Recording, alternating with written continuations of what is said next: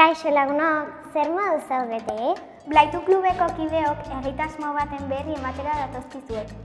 Taupo euskaltzaleen mugimenduak HH eta LH-ko haurrentzat proiektu zoragarri bat sortu du.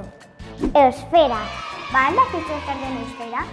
Bai, guru euskaldunagoa izateko helburuz, maiatzaren 7tik 17 bitarte, familia giroan egingo dugun bidai espazial espeziala. Gustatzen zait, itxura du.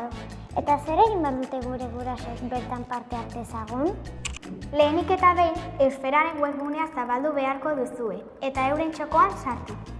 Etxean jolasteko misioak kitatuta azpialdean duzuen galdetegia bete beharko duzue.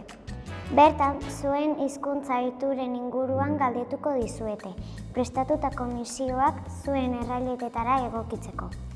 8 misioak 8 planetetan egongo dira kokatuta, eta hauek gainditzeko baliabide ugari izango ditugu eskura euren webgunean. Misio bakoitza gainditzean pasaportean erregistratu beharko dugu.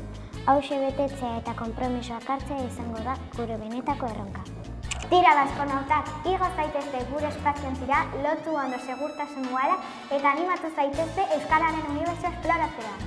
Bidaia edera izan dezazuela. Bitartean, blaitu mingainak eta guzti euskaraz, agur!